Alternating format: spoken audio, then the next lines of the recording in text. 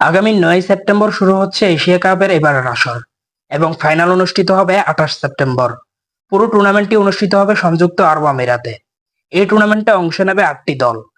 বাংলাদেশ রয়েছে বি গ্রুপে, যেখানে টাইগারদের সঙ্গে রয়েছে শ্রীলঙ্কা, আফগানিস্তান এবং হংকং।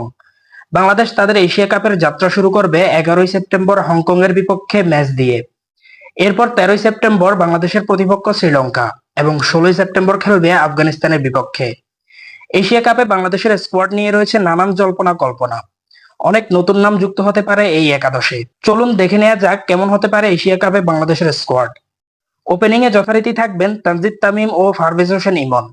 মিডল অর্ডারে থাকবেন লিটন দাস, তাওহিদ হৃদয় এবং জাকের আলী অনিক। ফিনিশিং পজিশনে থাকবেন নুরুল হাসান সোহান এবং শামীম পাটোয়ারি। স্পিন বিভাগে থাকবেন শেখ মেহেদী হাসান, রিশাদ হোসেন এবং নাসুম আহমেদ। পেস বিভাগে থাকবেন তানজিম সাকিব, সাইফুদ্দিন, তাসকিন আহমেদ, মুস্তাফিজুর রহমান, শরীফুল ইসলাম।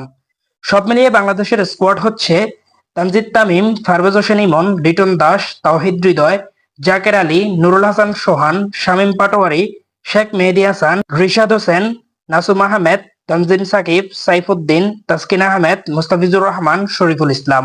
ভিডিওটি ভালো লাগলে লাইক এবং সাবস্ক্রাইব করে আমাদের পাশেই থাকুন।